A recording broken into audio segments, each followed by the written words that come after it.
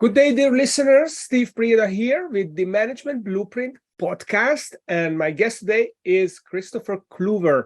Kris is a former serial entrepreneur and the founder of Life on Your Terms, a coaching consulting firm that helps businesses protect their primary asset, the business owner, by helping them identify success on their terms, streamline communication, create partner champions, not saboteurs, and obtain their ideal life. Kris, welcome to the show. Wow. Thank you so much, Steve. It's great to be here, and I'm humbled that you asked me. Thank you, man. Yeah, well, I'm glad we have you here, and I've got a lot of good questions that I'm very curious about, and hopefully our listeners too.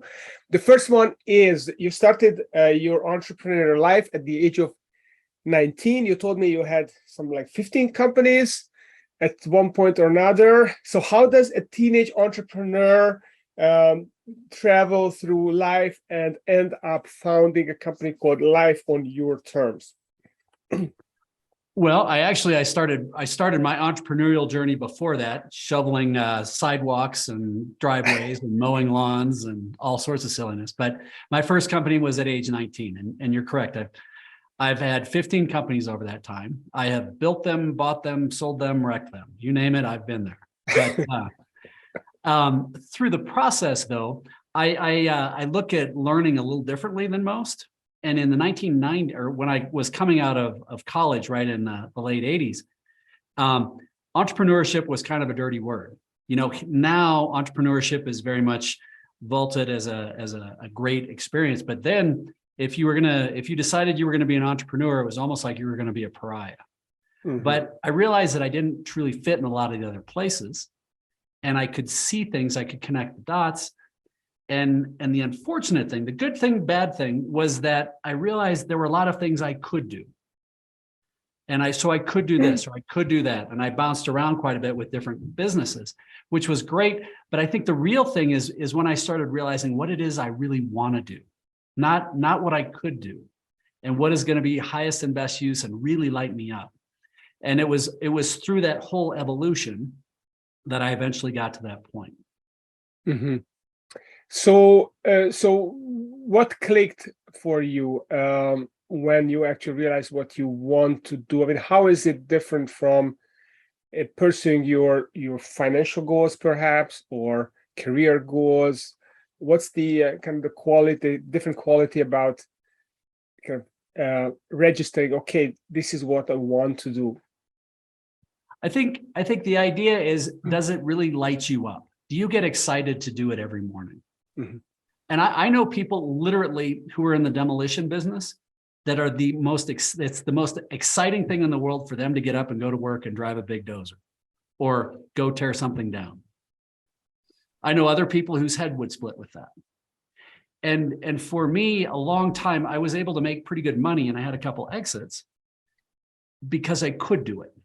But it wasn't necessarily what was sort of my calling, and it didn't fulfill my why.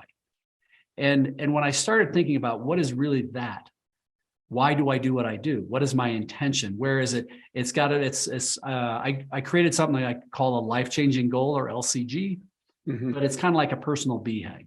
And if you can have, what is it you really want in life? What does amazing look like for your life? And then build the business around that, instead of, oh, I could go do this business and then I'll go build my life around the business. I don't know if that makes sense, but it's putting and defining what success is first, and then defining what is the best way to achieve that. Yeah, I hear you. I'm just curious about what triggered this desire in you to look for that, as opposed to just chasing a success is defined by most of society, which is financial success, visible business success, or other career success. What was your trigger, your personal trigger? I think it was probably when I learned about moving the goalposts. There's a phraseology, or the psychological term is called hedonic adaptation. Mm-hmm. But what it means is, in essence, is that we as human beings have the ability to adapt to things that we're uncomfortable with. And so if we set, because I can remember at one point in my life, I thought, man, if I could make 100 grand a year and take a month off and travel, whoo, I'd be in high cotton. That'd be great. And I was right. And I could have absorbed it. But as soon as I got to that 80, 90,000, I started moving the goalpost. Yeah, but it'd be really nice if I had 150. And I'll give up 2 weeks this year because I can get to there. And then, and we keep adapting and adjusting to those next levels versus if we can. Finally, my wife got mad at me. She said, all right, what's it going to take? And she made me write it down. She said, give it to me. And then when we hit that, and I started hemming and hawing, yeah, but Sunday she goes, hey, here's what it is, remember? And it was just like, And it was at that point that I realized, and I also had a pretty big event about 7 years ago that really impacted how I was looking at it. But it was the hedonic adaptation. And then there was another time I had my hip and my knee replaced. And oddly, this seems crazy, but I had to have forced downtime. And I love running around at 100 miles an hour with my hair on fire. But I had forced downtime, couldn't read, and I found myself watching daytime television. And through that process, which is scary, I discovered what a Kardashian was. And to be very candid, it scared the pants off me. Because here was a group of people that had a lot of money, fame, success, great businesses, notoriety, and yet it seemed like all they did was complain. And I have to tell you, Steve, I felt a little dirty inside when I realized that a lot of the measures of success that I was using at the time were the same as these people.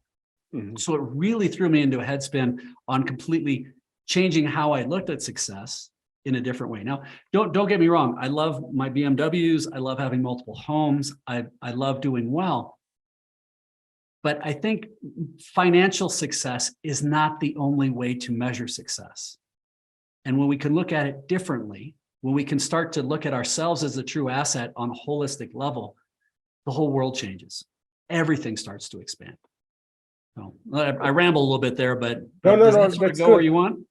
That's good. That's what I want. So the hedonic adaptation. So you became aware of you having that, or you're experiencing this, and plus having a partner who kind of stops you and makes you reflect, and then you see the Kardashians, and do you really want like that? Maybe you want to have their wealth, but you want to have their life.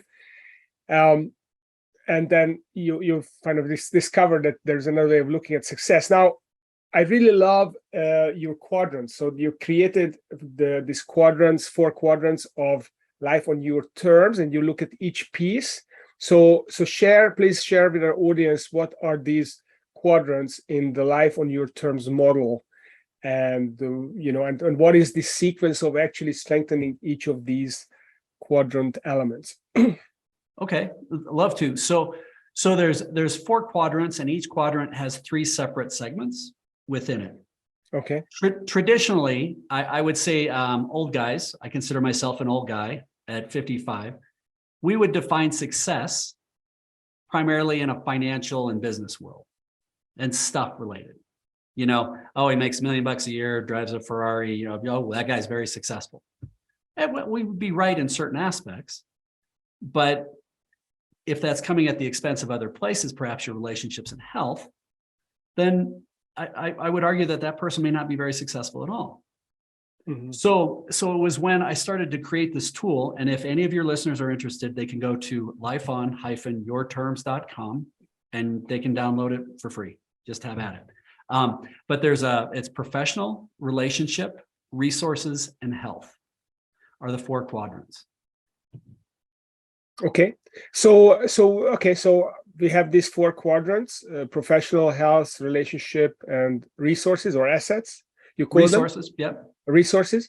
So what do we do then? We discovered, okay, these are 4 quadrants. So how do we strengthen these, or what is there an approach that systematically goes about improving life around these quadrants, or how does that work? So it's my opinion that every organization, leadership team, individual, couple, whatever it may be, is at one of 4 phases: stabilize, visualize, strategize, and execute. And when you do the balance wheel, it takes about 5 minutes and it'll give you immediate results, give you a visualization. and it'll show you areas that you're strong, and it'll show you areas that you have opportunities for growth. So the first step is, how do we start to think about what would amazing look like? How can we transition? So if we know, for example, oh, we know our physical is not where we want it to be. Fair enough. Creating the awareness and visual awareness that sees it. Okay, what are we going to do about it? How do we transition from a reactive state to a proactive state? What's one small thing we can do? I was working with a CEO this morning who we're really working on helping him manage his sleep a little bit better and also start off the day with a 30-minute walk. It sounds really simple and basic, but that one thing, he said he's been doing it just for a short week. He said, I can't believe what a difference it's making. It's starting to put intentionality on getting stronger with that. Same thing with our partners. Maybe we have a date night. I have one couple, it's great. They've got young kids and they weren't able to have date nights. So they do a Sunday date breakfast where they bring in a nanny to watch all the kids and they cook for the week. I was just working with a gentleman a little bit ago who wants to be great family, really, really wants to be the best dad he can. So he's putting some intentionality around trips and what are the things that he can do to incorporate his kids to help with a trip so that they have great memories, but they're empowered to be the best kids they can be. So it's going to be unique for everybody, but it's the kind of thing that if we have that awareness, well, celebrate where you're strong and where we're weak. Okay, what are you going to do about it? Fair enough. How can we then focus? And then what are 2 or 3 simple steps to get started? Okay. So when you look at the 4 quadrants, health, professional, relationship, and resources, do you then have like a BHAG, a big, hairy, audacious goal for each, or do you have one for your life? Is this part of, you mentioned the CLS, or what was the acronym for your life goal, the big, hairy, audacious goal for your life? How does that fit into the 4 quadrants? So in the life-changing goal, as far as the journey goes, traditionally people need to stabilize, and that's where the balance wheel starts. Mm-hmm. What are 2 or 3 things we can do to start getting a little bit of breathing room, start feeling a little bit healthier, start taking a little bit of proactive approach on our life? That's it. Then the second thing, and Steve, I've seen this, I can't believe how much with really heavy hitters, how they've lost the ability to visualize, really define where they want to go in life, because they've hit all their default goals. They've hit all the goals that, they abdicated what the narrative around what success looked like. They gave that away to the advertising industry, the TV commercials, or maybe a scarcity mindset of their parents or peers. And when they hit their financial goals, like, well, what the hell's next? And they've forgotten how to dream. So having that tool, the next step, once they've stabilized, is to start listing out for each section. Maybe it's a year from now. Maybe they have an event that's happening that says, but list out 3 to 5 things for each quadrant. What would amazing look like for my partner, for my family, and for my friends? What would amazing be for my physical, my mental, and my spiritual health? But that starts to get the brain thinking about how we're looking to visualize. Where are we looking to go? And then once we do that, then we have a very specific process to help people go through and learn and define what is their life-changing goal, their personal BHAG. The intention being the proof with people, and I'm sure your listeners are well aware of Collins and the BHAG, but the organizations that had a BHAG consistently outperformed other organizations in their industry consistently because they had one single rallying cry: this is where we're going. It put purpose and focus on where everybody was going. And then it helped them make decisions around that. So as an example, I've seen a smaller one. I had one with somebody who helped me do writing way back when. Her first one was to fly in a hot air balloon over Sedona. Now, Steve, for you and I, that might be a weekend to do. We could just do that and say, that's what we want to go do. But for her, it was a big deal. She was going to have to save. She hadn't traveled. She was by herself. It really made her nervous. So she had a lot of pre-work to do and think about. Now, for others, some people have they want to create billion-dollar nonprofits. I personally, my life-changing goal is to introduce 1 million people to a new way of thinking, impacting countless lives. I can honestly tell you that the first time I wrote that, I was literally, my hand was shaking and I cried because I thought, who the hell am I to think that way? You know, it was so audacious. But with some of the work I've already done, I'm close. I mean, I haven't introduced it to 1 million people, but I know I've blown way past helping 1 million people already, just because of the knock-on impacts with some of the organizations that I've worked with. But it helps drive my decisions. And it goes back to your original question, just because I can, now I can say, is this going to help me achieve my life-changing goal? No. Okay, great idea. Not going to work on it. Let's stay focused on this other stuff. Mm-hmm. Okay, so that's a good segue to the next question I have, which is really about this quote that you said last time we spoke, and it really stuck with me. You said that extraordinary lives in the unreasonable. So what did you mean by this, and how does that work? I mean, how do we have to be unreasonable to be extraordinary? Please explain. Well, the way I look at it is, so I came up with that years ago when I did a quote or did a talk at an international conference for a bunch of collegiate kids. And the idea of extraordinary lives in the unreasonable.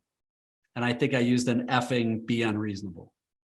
Because I think so many of us are taught to think small, shoot low, be attainable, be reasonable, be safe.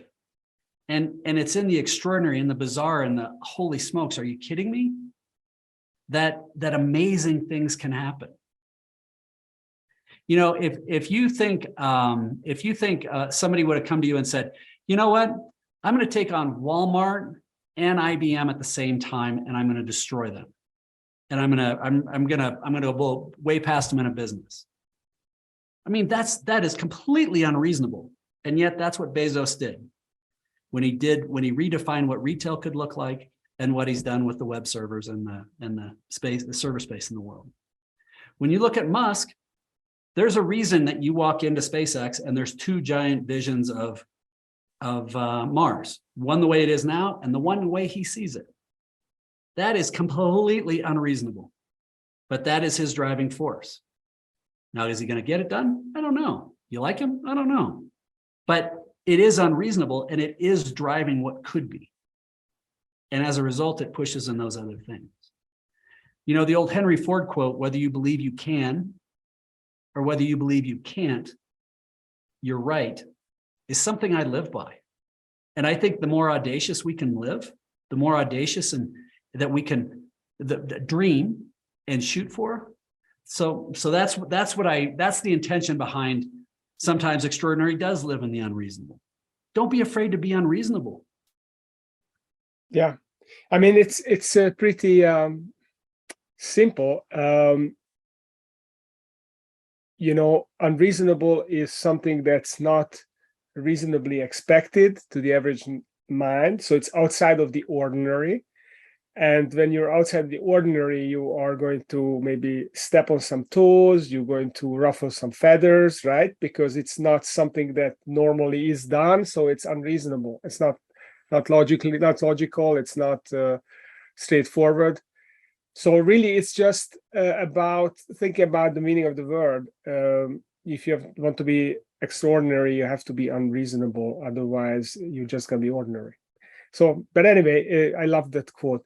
The other thing that you talk about, going back to the wheel and to the 4 quadrants and to the relationship piece of it, is that you have to transform. The way you said that was that you have to create partner champions, not saboteurs. Now, I think the listeners, we can all see what you're talking about there, but how do you actually do that? Is it possible to transition a saboteur into a champion, or it's a question of replacing saboteurs with champions? So how does the saboteur go from saboteur to champion? Is it reasonable to think that it is possible? I think 90% of the time plus, it's more of a communication issue. Because reality is we're all crappy psychics. But if somebody can say, hey, if they can define, this is what my dream is, this is where I want to go with this, and they can be clear on the expectations around why they want to do it and how they want to test it and where they want to, and start creating a plan to achieve it. And they can talk to their spouse or their partner and say, hey, this is what I'm dreaming about, and this is why it's really important to me. And I'd love for you to be able to help me with this. It's the kind of thing where if you were going to say, all right, if you were going to tell your wife, okay, you know what, I did this new thing, I have a life-changing goal, I want to live in an ashram, here's the keys, I'll be back in a year, see you, honey. You are going to have nothing but saboteur all over the place. But if you say, hey, honey, look, I'm kind of into this idea, I think it's something that's important to me, I'm going to explore it. And I'm thinking maybe in a year or two, I'd like to be able to go over for a month or two to live in this space. But I want to understand where you're at and how you feel about it, and what do you need to know to feel comfortable, and what are the process, and what do you need to know from me? But then we're creating somebody who's going to help us, champion us in achieving that, rather than them falling on rather than going, no, just disregarding it. I worked with an entire leadership team and did Life on Your Terms recently. And one of the people said, well, my wife and I would really like to live in Italy for a month. And they looked over at the owner sideways and like, and the owner's like, huh, what do we need to do to make that happen within the next 2 years? You know, it's not going to happen now, but you're going to have to get your team built up. We're going to have to raise our revenue to here. You're going to have it to where you're completely comfortable, because when you're there, I don't want you having to answer the phone. But it's that kind of thinking where we have the communication on why it's important. And in that particular case, you've just guaranteed you've got a rock star employee for at least 2 or 3 years, which you look at the retention ability of those things and helping people champion what are their goals and how they want to achieve it. So I love how this concept can be applied not just to your personal life, but also your business life, because you can then look at your employees and try to understand what they are trying to achieve, what is their extraordinary life-changing goal is, and then how can you actually enlist them or enlist yourself to be the partner in that, while in return have them help you achieve the goals of your business. Yeah, I worked with a construction group a week ago, and 20% of their population are legal immigrants. And they just set a new one that said, we're going to help anybody that wants to buy a home. We'll match up to $20,000.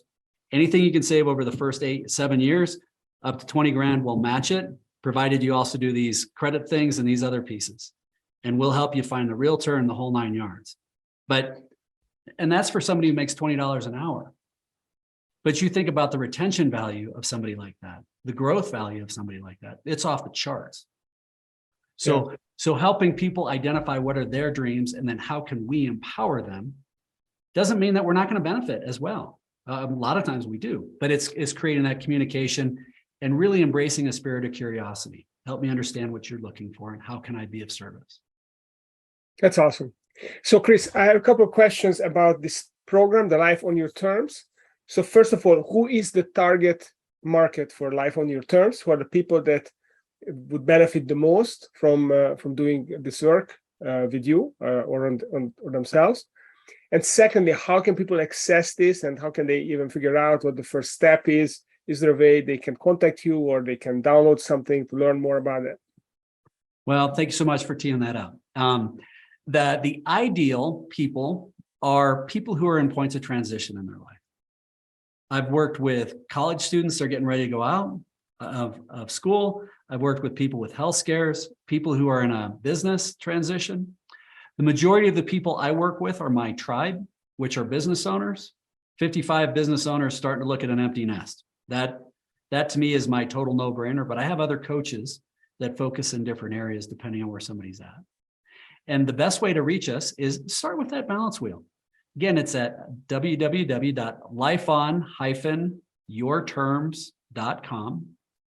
And you go down, I think it's about 3/4 of the way down the first page, but it's called the balance wheel. Click on that. It'll give you immediate results. but it'll get the juices turning and thinking. And you're always welcome to reach out to us and contact there. Or feel free to connect on LinkedIn as well. Fantastic. So Kristopher Kluver, the CEO, founder of Life on Your Terms. So definitely check out the balance wheel, life on dash or hyphen yourterms.com. Download it, check it out where you are, and reach out to Kris. Kris, thank you very much for coming on the show and sharing your wisdom and your framework as well. Look forward to see you around in the circles of the Pinnacle Business Guides. And for those of you listening in, stay tuned. We'll have another exciting entrepreneur with an exciting framework coming up very soon, next few days. Have a great day. Thank you, Kris. Right on. Thank you so much, Steve.